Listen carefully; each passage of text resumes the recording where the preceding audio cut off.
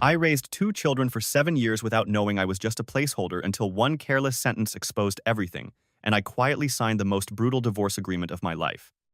Welcome to Storytime Reddit, everyone. I'm a 32-year-old man, and up until recently, I truly believed I was one of the lucky ones when it came to love. I married the woman I loved, the woman I met right after she graduated from college. She was just 22 at the time, young, impulsive, and full of dreams.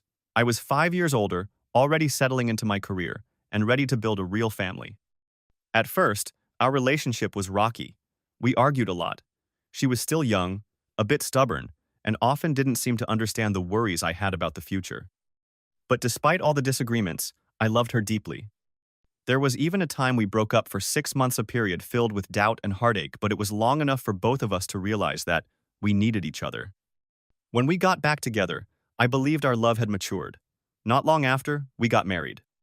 The early years of our marriage weren't glamorous, but they were warm and full of love. We had 2 children together. Our daughter is now 7, and our son is 5. I love them with all my heart. From sleepless nights calming their cries to school drop-offs, teaching them to ride a bike, and soothing their feversy was there. Always. I never questioned a thing. Never doubted. To me, they were my children, my flesh and blood, my family, my world. I loved my wife too. She was the one who made me laugh at night, the person I held on to when life felt too heavy. I worked hard to support our family. I never complained about money. I wasn't perfect, but I tried every single day to be the best husband and father I could be. Before me, my wife had been in a relationship with someone else. I knew about it. She never hid it from me, and I wasn't the jealous or possessive type. Sure, I had moments of insecurity, but once we were married, the idea that she would ever go back to him or betray me never crossed my mind. Because I trusted her. I truly, deeply trusted her. Looking back now, maybe I was naive, but at the time, that trust was the only foundation I had to build our life upon. For 7 years, I lived without the slightest clue that everything I was pouring my heart into our love, our family might have been nothing more than an illusion. And the worst part? I had no idea. There were no warning signs, no secret late-night calls, no unfamiliar cologne, no suspicious messages or hidden accounts. Just a family that, to me, seemed peaceful and whole, slowly drifting through the days, wrapped in a quiet lie. If you're someone who believes your marriage is fine, that nothing seems out of place, I hope you keep listening. Because sometimes, it's the long stretches of calm that lull you into sleeping through the biggest tragedy of your life.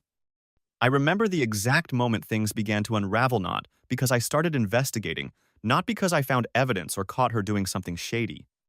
It all began with an offhand comment made during an argument between my wife and her longtime best friend.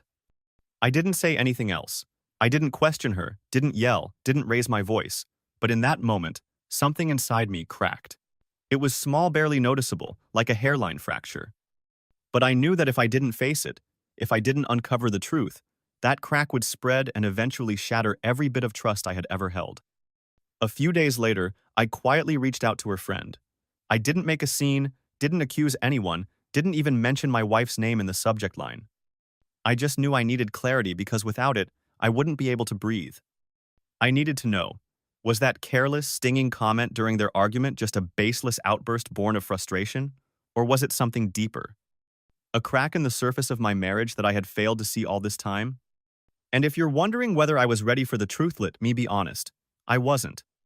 No one is ever prepared to hear that the 2 children you love with every fiber of your being may not even be yours. Ever since that fateful argument, I couldn't look at my marriage the same way. It was like something had shifted. My world had tilted slightly, and I couldn't quite find my balance again. Even though my wife immediately went into damage control mode, dennying, backpedaling, trying to explain the comment away, I couldn't ignore what had been said. The seed of doubt had already taken root, and it was growing fast. Her explanations felt hollow, like rehearsed lines in a bad play. I wanted to believe her. God, I wanted to. But something had changed inside me. And it wasn't because I'm a paranoid or possessive person. In fact, I had always prided myself on being the opposite. Throughout the 7 years we'd been together, I never once checked her phone. I didn't ask where she was if she came home late. I didn't hover. I trusted her completely blindly even. I believed that love meant giving someone the benefit of the doubt, not locking them inside invisible boundaries. But this time, something felt different, and I couldn't ignore it. I couldn't keep walking through this marriage pretending I didn't hear what I heard. So I reached out to her friend, the same friend who, perhaps unintentionally, had pulled back the curtain on my supposedly perfect life with just one sentence. I remembered seeing her email once before, when she had helped us book a flight for a family vacation. I typed out a short, respectful message. No anger, no blame. Just a simple request for truth.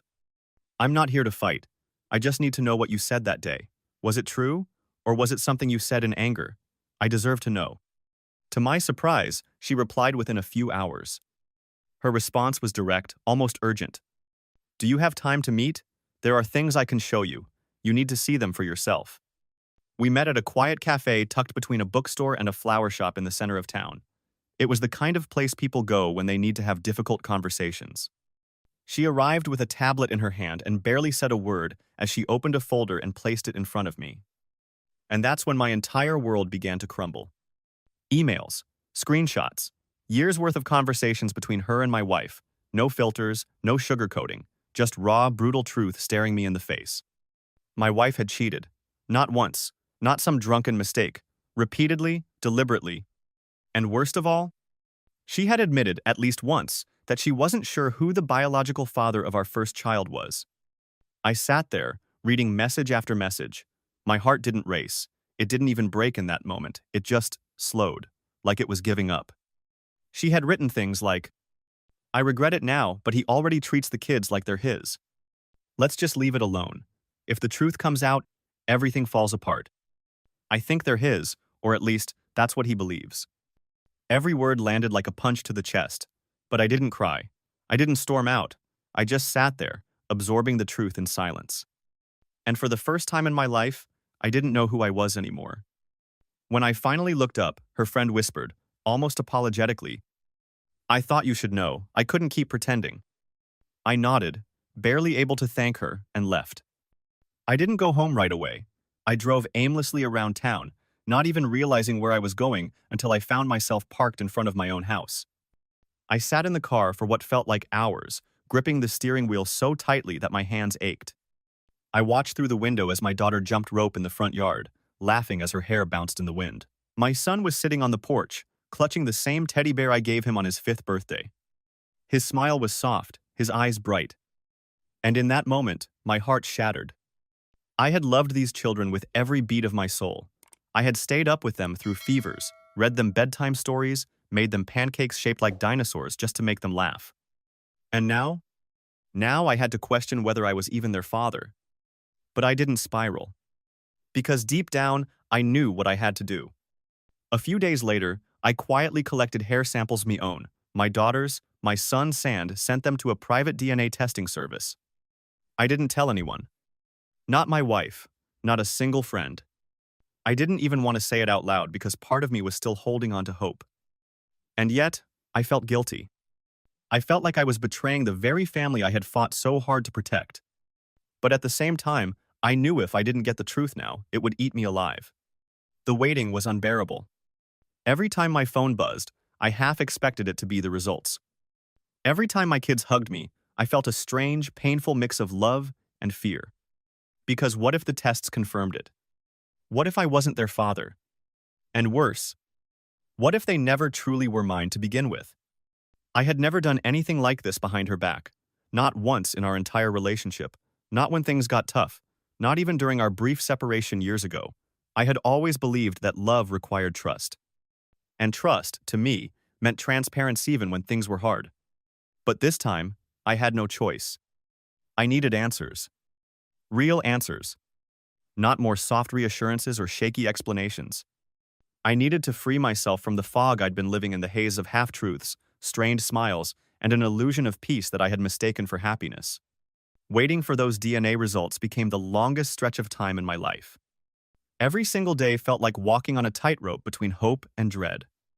I'd look at my daughter bright-eyed, curious, clever, and try to convince myself I saw my own eyes reflected in hers.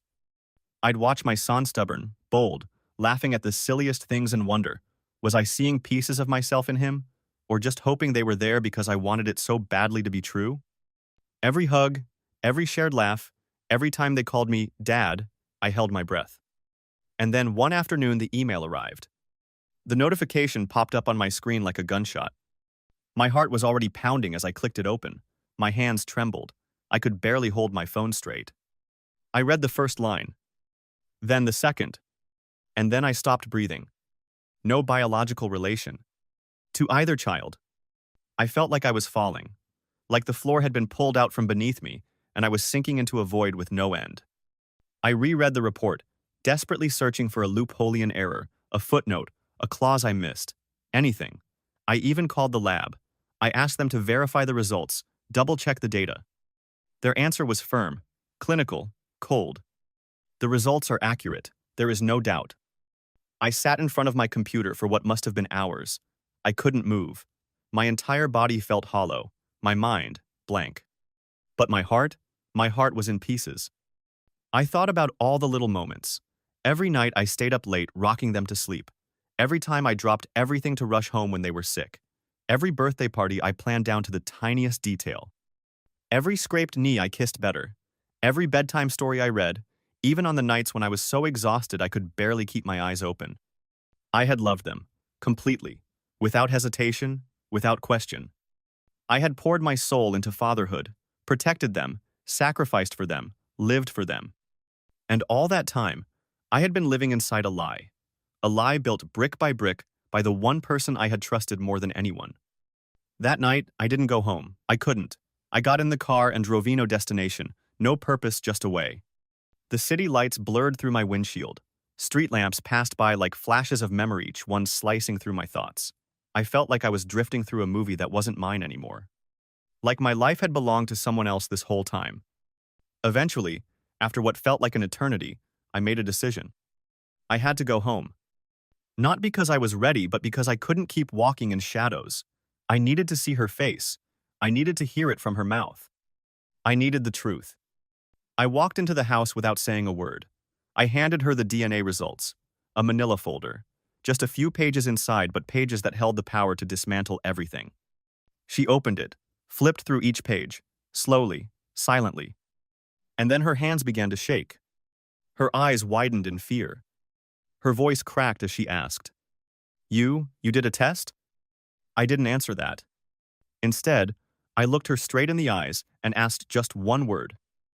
"Why?" And just like that, she crumbled. Tears, sobs, hands grasping at mine, desperate apologies, desperate hugs. It all played out like a poorly written drama. Only this time I wasn't the audience. I was the wreckage. She confessed.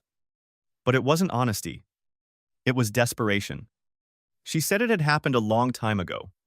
She claimed she hadn't known who the father was when we got married, that she had tried to forget, that she thought burying the truth was better for the kids, for the family. But she forgot one thing. Families can be built on love, but they collapse under lies. I didn't yell. I didn't throw anything. I didn't call her names. I simply stood up, walked out of the house I had once called home, and stepped into a night that suddenly felt 10 degrees colder. That night, something in me died. The part that trusted. The part that believed in forever. The part that once loved her without question. But even in that pain, I realized something important. I still had a choice. I could let this destroy me. Or I could stand up, take control, and decide how this story ends. For the next few days, I didn't speak to her.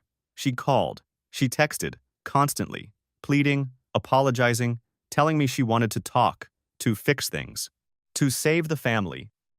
But none of it mattered anymore. Not because I no longer felt love, but because the love I once had was now buried beneath 7 years of lies. I'm not a man who seeks revenge. I don't go online to humiliate people. I didn't want to ruin her life. I didn't want to turn this into some dramatic spectacle. But I knew this much. I had to reclaim my dignity, and I had to protect whatever was left of my future. That meant drawing a line, and for the first time in years, putting myself first. So I began planning. I reached out to a lawyer to discuss a post-nuptial agreement. I explained everything. I told him I wasn't going to divorce her right away. I'd give her a chance to make things right, but only under one condition. She had to sign this agreement. The terms were simple. If we divorced in the future, all assets, everything earned before and during the marriage would belong to me. She would walk away with nothing. No alimony, no claim to the house, the car, or even my retirement. Everything I built I would keep. She would leave with exactly what she brought, nothing. A few days later, I returned home. She looked overjoyed, as if she had just been given another chance at life. I didn't yell. I didn't accuse. I calmly told her that I was willing to forgive for the sake of our children, for the years we had shared, and because I had once loved her deeply. But if we were truly going to start over, she needed to prove her remorse. I said, "If you're truly sorry, this is how you show it." She hesitated. Of course she did. But guilt, fear of losing everything, and my seemingly understanding attitude worked in my favor. She agreed. 3 days later, we went to the lawyer's office. She signed the agreement in front of me with tears in her eyes and promises spilling from her lips. "I'll never betray you again." And I smiled. Not because I had forgiven her, but because, for the first time in years, I had taken back control of my life. From that day on, I continued playing the role of a husband trying to repair his marriage. I still picked the kids up from school, still sat down for family dinners, still posted pictures of our happy little family on social media as if nothing had ever happened. But inside, I was carefully planning every step of a perfect exit. I gathered every document, every piece of evidence of the affair. I stored copies of the DNA results, tracked spending, logged financial transactions. I wanted to make sure that when I walked away from this marriage, I wouldn't just be leaving, I'd be walking out with the truth and justice on my side. After she signed the post-nuptial agreement, I knew I had the upper hand. From that moment on, I stopped being angry. I didn't interrogate her. I wasn't cold or distant. On the contrary, I became the ideal husband, the best version of me she had ever seen. I started waking up early to cook breakfast, taking the kids to school, getting home on time every night. On weekends, I planned family outings, picnics, movie nights, creating the illusion that happiness had returned. She was thrilled. She thought everything was truly healing. But the truth was I was withdrawing step by step, quietly, carefully, without leaving a single loose end behind. I began restructuring my personal finances. I opened new bank accounts in my name only and moved my salary and all savings into them accounts she didn't know existed. I revoked her access to any shared credit cards, canceled all her supplementary cards, and froze every joint financial pathway she had. Then came the legal side. I met with my attorney every week. We went over every assay to her house, the cars, my retirement funds, even smaller possessions like electronics, furniture, and stock portfolios. I photographed receipts, backed up bank statements, and saved everything on a separate hard drive stored at my office somewhere she'd never think to look and couldn't access even if she did. I also focused more time and energy on the kids. I didn't just want to be their father, I wanted to be the person they were closest to. I documented our daily routines, captured memories and photos, and made sure I had everything I needed to prove I was their primary caregiver and emotional anchor. Because I knew the battle ahead wouldn't just be about divorce. It would be a fight for custody. Meanwhile, she was still living in her illusion. She thought everything was behind us. She started smiling more. Sometimes she'd send me messages like, "Thank you for forgiving me," or "I'm so lucky you're still here." And I would reply with calm, short texts. No love, no hatred, just acting. I even drafted a public post about the divorce. Nothing spiteful, no accusations. Just the truth that I had been betrayed, that I had unknowingly raised someone else's children for 7 years. I didn't mention DNA. I didn't name names. Just the plain, brutal facts ready to post at a moment's notice if I ever needed to. I lived like that for almost 2 months. Every day that passed, I was closer to the end. And then, one night, as she lay asleep beside me, a woman who once held my entire world in her hands, I stared at her for a long time and thought, this will be the last night you sleep peacefully in the life you built on lies. Because tomorrow, I was filing for divorce. I filed the papers first thing Monday morning, no warning, no dramatic conversation, no emotional confrontation, just cold, precise action. 2 days later, she received the notice from the court. That afternoon, my phone lit up with dozens of missed calls and text messages. She was spiraling, each message more desperate than the last.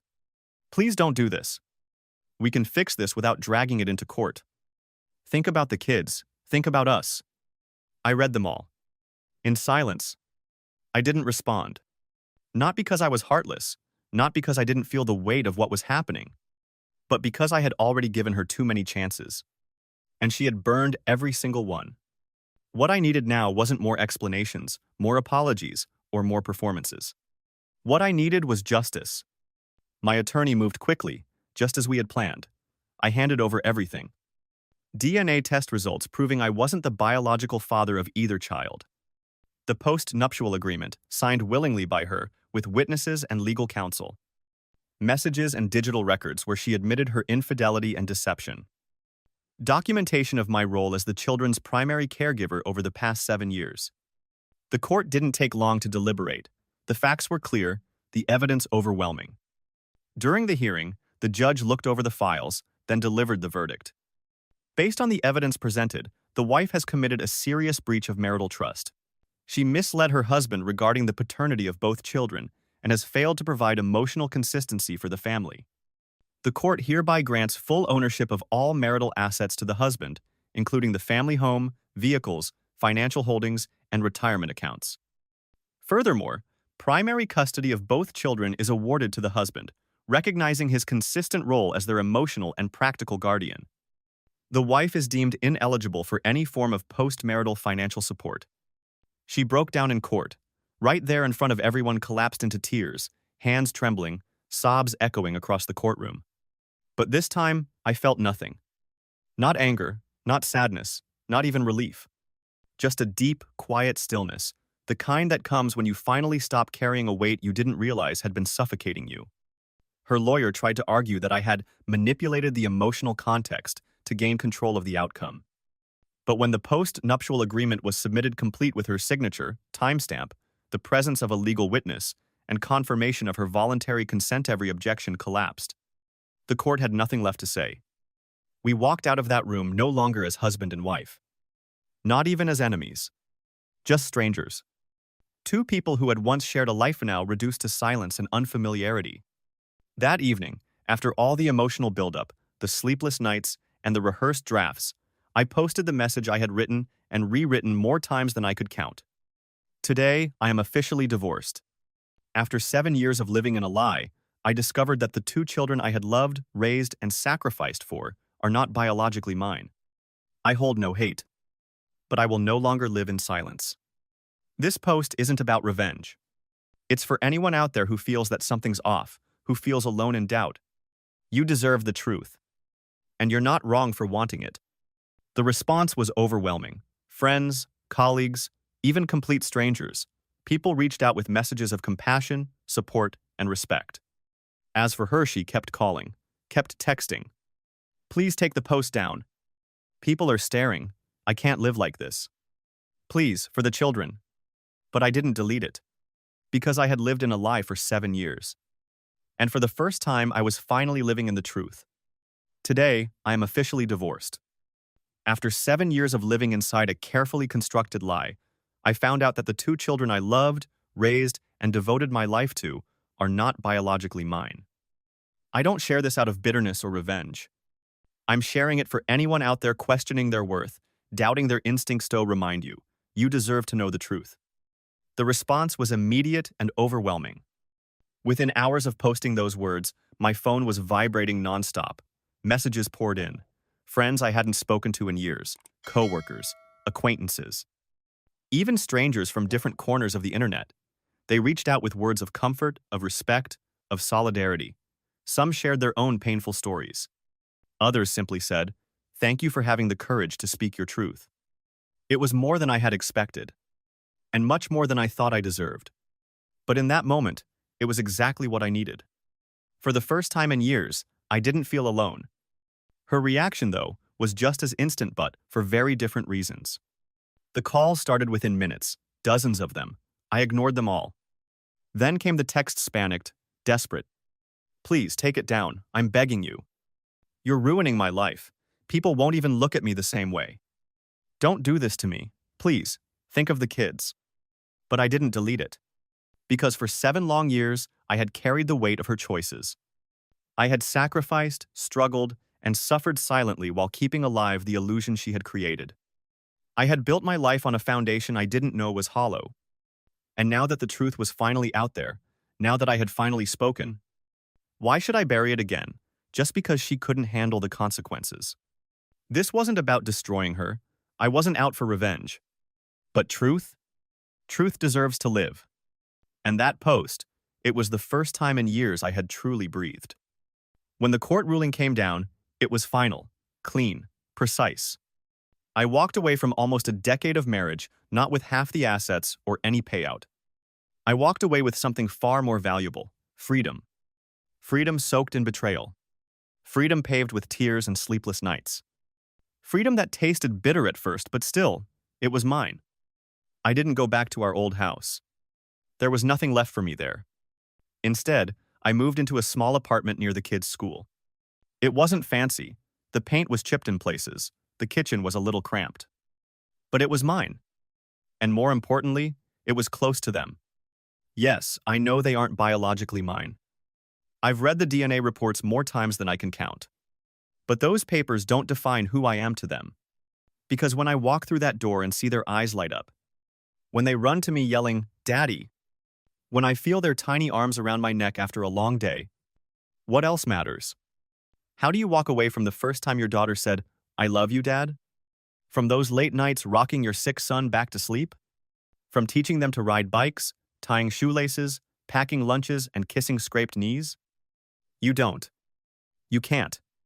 Because even if we don't share blood, they are still my children in every way that counts. They know their mom and I aren't together anymore. They've asked questions, but I've kept it simple. I didn't talk about DNA. I didn't mention infidelity or betrayal.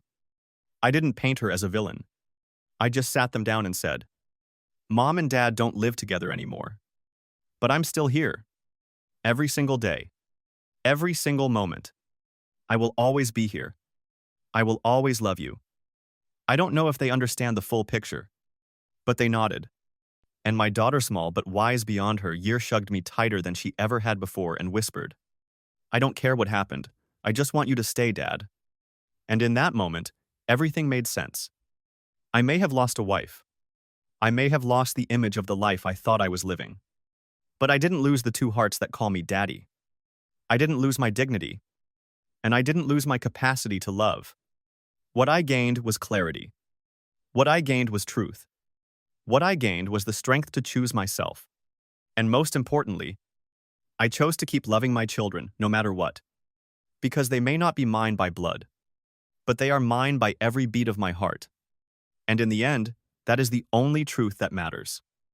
They nodded, quiet but understanding. And my daughter, wise beyond her years, hugged me tightly and whispered, "I don't care what happened, just don't leave me, Dad." I broke down in the kitchen that night quietly while they slept. Not out of pain, but out of clarity. I had lost a marriage. I had lost the illusion of fatherhood. But I had not lost them. In the weeks that followed, my ex-wife kept reaching out. Some messages blamed me, others begged for forgiveness. Sometimes she played the victim. Other times she admitted it all, told me she hated herself, that she couldn't breathe knowing what she'd done. Once, she even came to my apartment. She knelt outside the door, sobbing that she couldn't go on without her family. But I didn't open the door.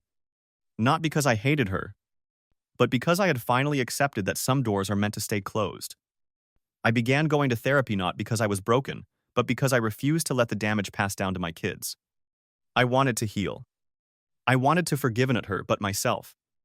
For being blind, for ignoring the signs, for loving too deeply without guarding my heart. I learned how to live slowly again. To savor the mornings when the kids would crawl into bed and ask for pancakes. To take them to the park, to read bedtime stories, to dance in the kitchen with music too loud and hearts wide open. Some nights, when the silence sets in, I still listen to the old recordings, the ones that first cracked open the truth. Not to punish myself, but to remember. Never again. Never again will I love blindly. I know there's still a long road ahead. One day, they'll ask. They'll want to know why Mom doesn't live with us. And when that moment comes, I'll tell them the truth gently, honestly, and without bitterness. Because they deserve that. Because I refuse to let pain write their story like it once tried to write mine. If you asked me if I regret anything, number. Because through it all, I found something stronger than betrayal. I found myself. I lost a wife. But I kept my dignity.